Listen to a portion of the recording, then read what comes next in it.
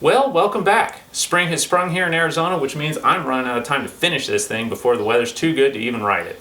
Now, off camera, I have done some work. I've gotten the engine fully torn apart and halfway reassembled. I've begun reassembly of the driveline and restoration of that old PJS pump I showed you guys a few videos back. I've been buying and selling some parts on eBay to help this thing fund along a little bit, as well as acquired a couple more cool parts. And then I'm getting all those little minor sub-assemblies ready for one big major install at the end.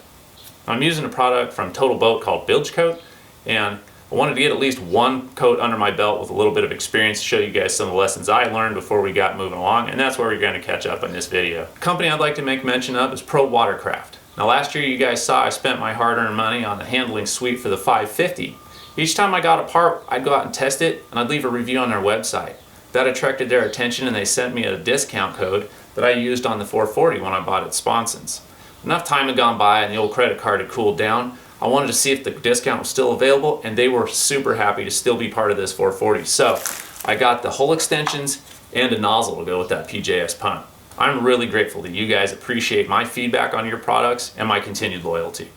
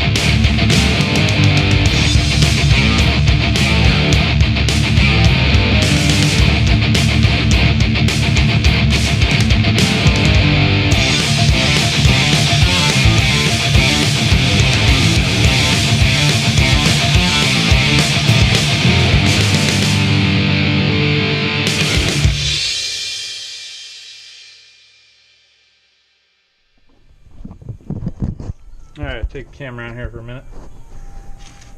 So bottom end looks fine. It's got a bunch of shit in it because I've been scraping gaskets and taking it apart, but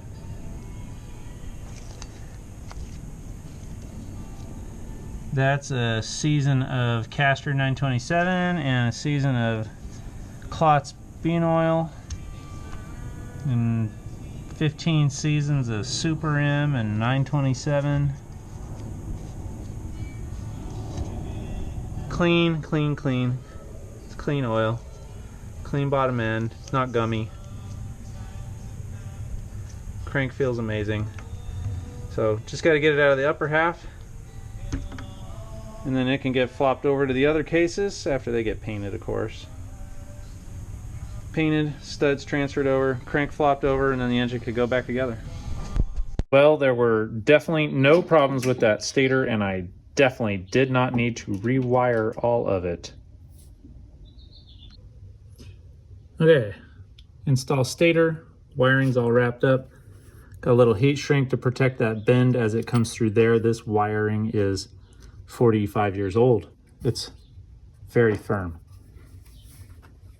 Original rubber grommets, I got it to seal all the way in through there. More heat shrink underneath, and then heat shrink on top.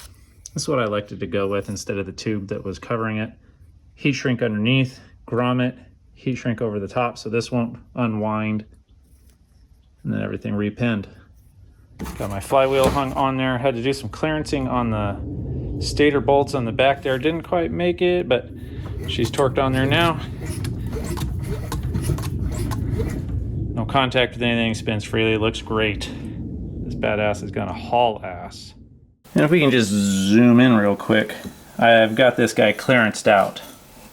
That nozzle gets full extension and actually contacts on the bilge vacuum line housing. And on this side you can see I've just got a big bevel here that follows the contour of the cone.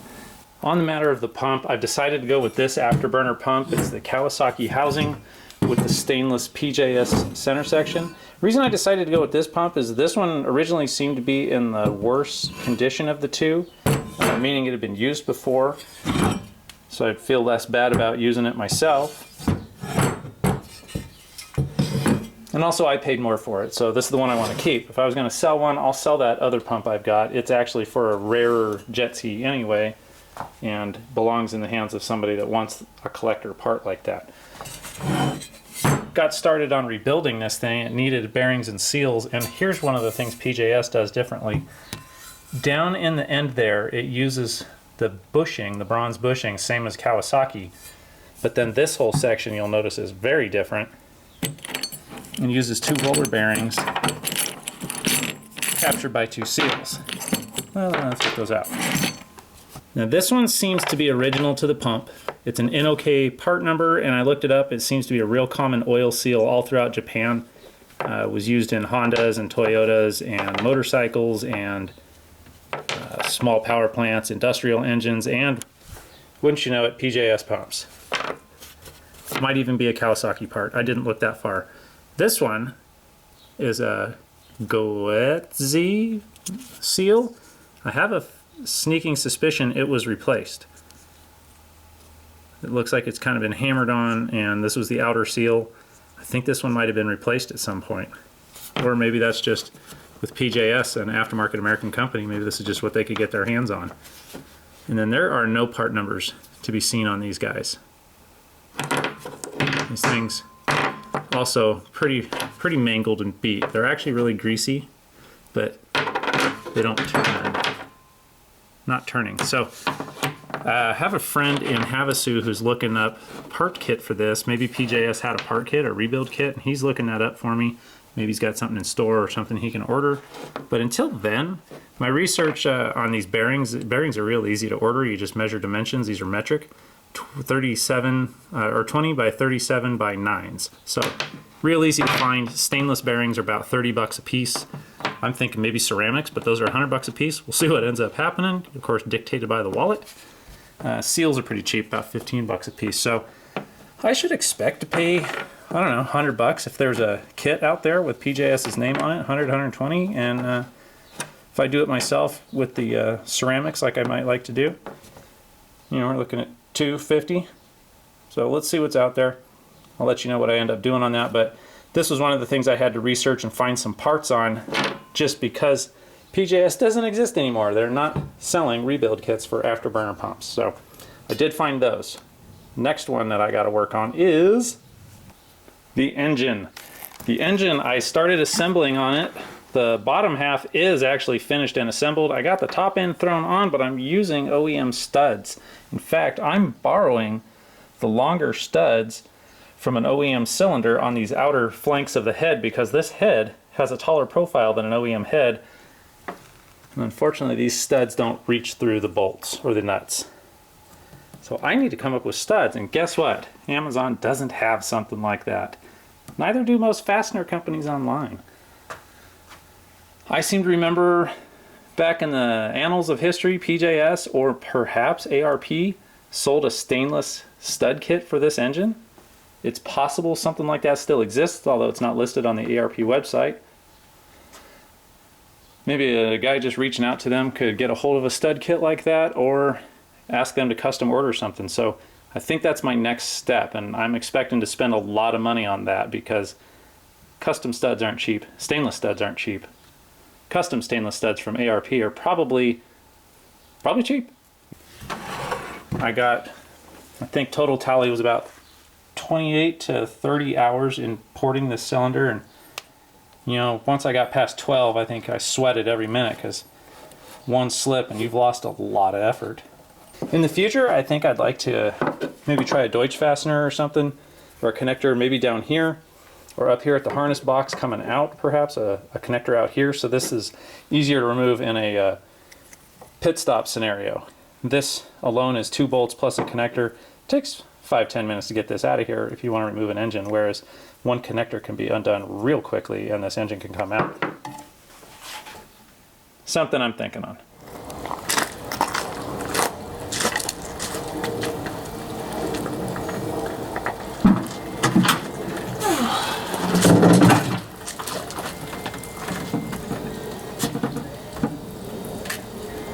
I didn't intend to have to do a voiceover over this part, but at this period of time I had very little time to work on the jet ski, so I was just in a mode to get things done and keep making progress, and I'm glad I recorded with the camera so I could do some footage like this, but I failed to explain it as I went, so that's why I have to do this.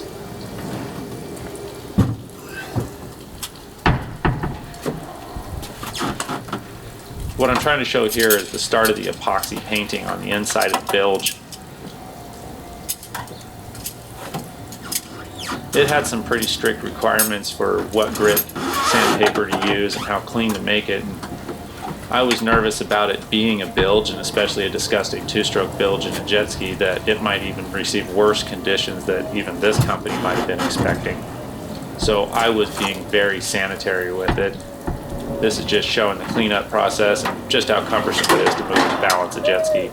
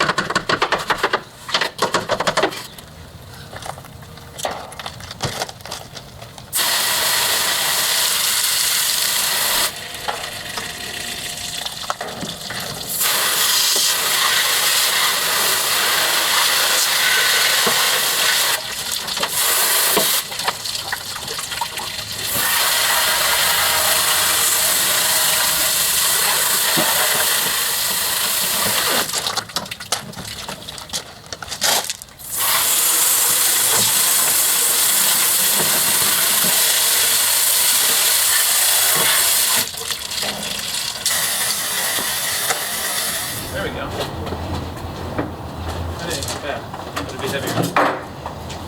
Turn. It'll work. It's doing it.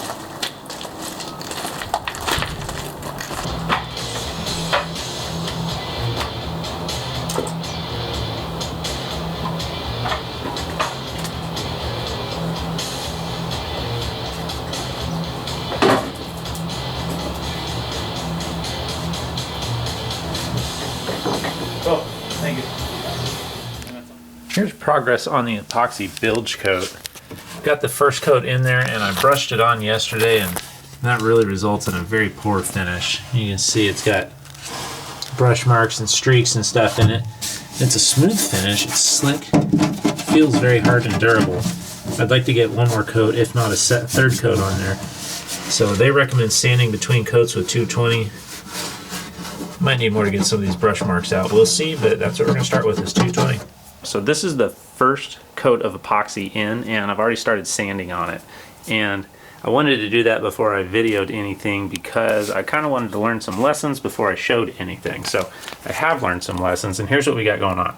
I originally prepped this whole surface with 80 grit because I was lazy and it was taking a long time. This is actually really hard to sand, this original Kawasaki fiberglass, and it's taken forever, and it was super stained up back here, and I needed to cut a lot of material, so I had an 80 grit finish. It'd be hard to show in here. Maybe if your monitor is really good, this camera is 10 years old, but you can see my 80 grit finish in this here. And then the epoxy is not self-leveling, and I used a regular bristle brush to put it in and left a lot of brush streaks. So I'm going to try something else this time around. I'm sanding it with 120, and I think I might try a foam brush and maybe stipple it a bit and see if I can change that texture so it requires a little less sanding this time. But you know, you get 5-10 feet away. I'm really impressed with how this came out. It's a really easy to apply product, comes out really nice, and it's been really easy to sand so far.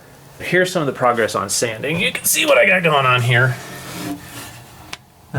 That's not body work or high spots or anything. I mean, I guess it's bad high spots in the original fiberglass, but I'm just sanding enough to kind of knock down the brush streaks and give it a surface to bite into, because I know it's going to still fill and build just a bit. I think we're going to shoot for about 3 coats total, so don't need to sand too much, but this was already thin to start with, so I feel like we're doing okay.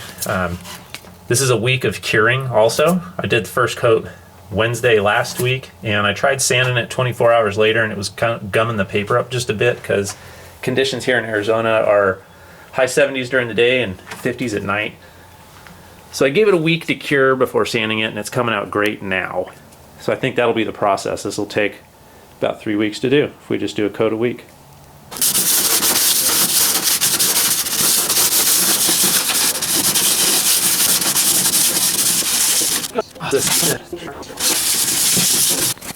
Okay, that is all sanded in there. Sanded really easily. This was one thin coat, and I had a couple areas that pooled up, like in these little corners here. I had one good run. I'm sure it can be seen on camera right there. This one was gummy, but the little areas that pooled were not. So I don't think I need to go so thin anymore, but I'm glad I did. Those brush strokes, boy, we're looking like wood grain in here, but came out a-okay. So time to clean this thing out. And I was just gonna blow it out in the yard and make a huge mess, but I thought, why don't I be a kind guy and use the shop vac? But the shop vac has a huge hole in its filter, but we're gonna do that anyway because it's still better than what my first plan was.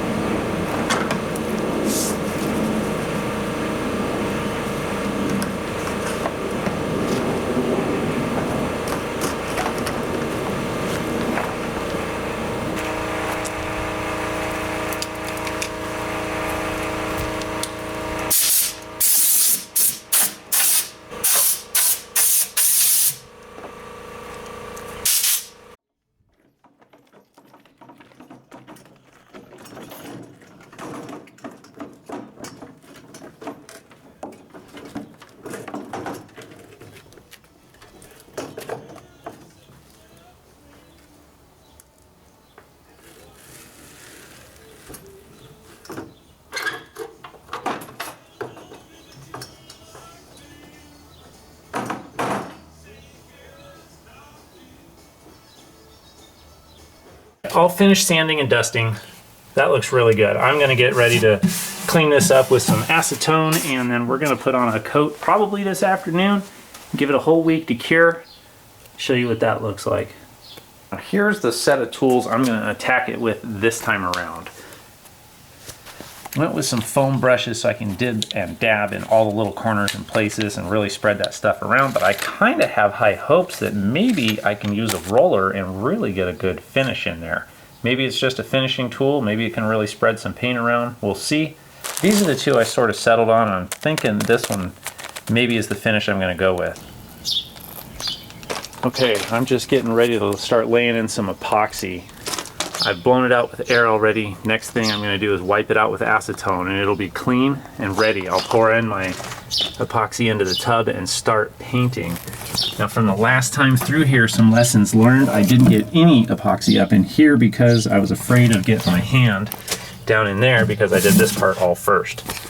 This part needs to be last because you gotta be able to get up in here. So I'm gonna do all of this, and then I'm gonna get all these little intricate parts where you don't want to lay your hand into a big portion and then bring the nose down, and then these sides can kind of come on last. And I think that's the part I want to roller, is once I get down to the last part, I'll have the most surface area to spread it out.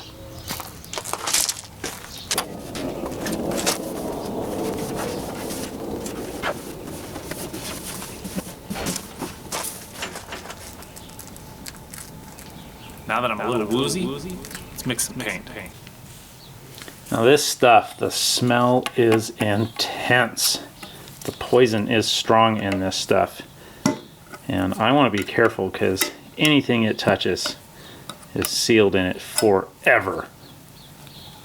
So I'm going to pour this one-handed. That seems like a great idea. Yeah.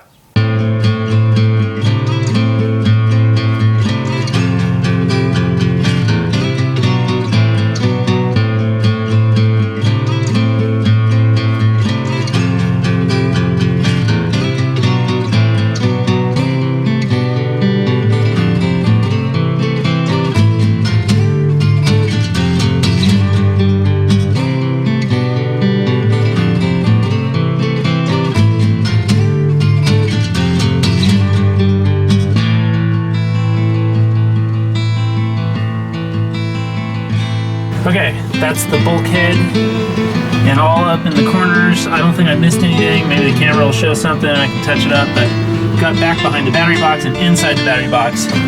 Now I'm gonna get next to these motor mounts. That's where your knuckles get, and then we'll work on the front and then sides and bottom.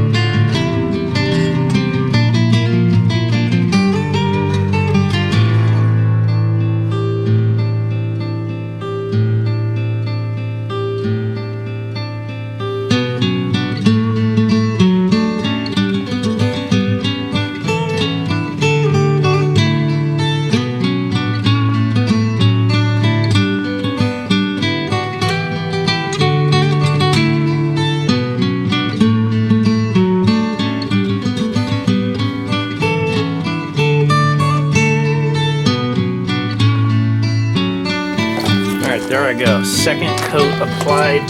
Got some goopy spots and pumpy spots, but that's okay. The foam brush sort of left an undesired finish. I was hoping for something a little smoother, but this will all sand out. It's just kind of, I don't like the bubbliness, but the roller really didn't do too much better. In fact, the nap started coming out of that brush after about 10 minutes of using it. It started coming apart in there and I had to start picking them out, and I didn't like that. So anyway, I just got it all kind of slopped in there. Everywhere is coated though evenly, and hopefully a decent texture on it. And I'm gonna put the hood on it because I get crap falling out of that tree. There we go. Well, Stinky's gonna sit out here for the next 6-8 hours and I'll bring it in tonight. It's now a week later. This finish is completely hardened and cured up. You can see those foam brushes left some bubbles behind and a little bit of streakiness there, and I did miss it in a few places. I wasn't really able to stuff those foam brushes in there like I was hoping I would be able to. The roller I used left a way better finish, but that thing kept coming apart, so I got to come up with something better. I think I could use a different nap in there. I have another one to try out. Overall, it's still not as bad as the brush marks from last time, so I think I can just stick to my plan of it 220. I do plan on returning to the bristle brush though instead of those foam brushes for the third coat, but to avoid the marks I'm going to thin it out just a bit, and I'm hoping that'll also extend the flash time because you only get about a half hour to work with this stuff and then it gets tacky. So I don't think anybody wants to watch me sand on this and go through a whole nother cleanup process, so I'm just going to take care of that off camera and see you guys in the next scene. Here's a look now at coat number 3. I decided to go ahead and use my $10 Harbor Freight gun to spray this, and I'm glad I did. The finish came out much more even. It took me about 10 minutes to spray this instead of 45 minutes to brush it. It's evenly covered. The texture is pretty nice. I think that's just a fact of life here. You're gonna get some texture with this product. Whether it's brush streaks or the foam brush pattern or this spray. I even reduced it to 20%. I think it came out fantastic though, and from this point forward it's all assembly. So no more interruptions. Let's get to the outro. That's going to do it for the 440 video this week. With the completion of this epoxy paint, everything from this point forward is all progress towards getting this thing reassembled. I've only got about a month left, so I better work fast. I showed you the bottom end of the engine getting assembled. I still have the top end to finish, and I'll show you all the magic tricks I put into the porting there before I do and hide it all behind those gaskets and manifolds. I still have the driveline to finish rebuilding, installing, and aligning, and I'll take you along for that. And then once we have the engine and that put together, we can begin testing on this thing and really have some fun. I appreciate all you guys that have watched my videos this far, and thank you to the companies that are supporting me. I'll see everybody later. I gotta get to bed. I got work in a couple hours.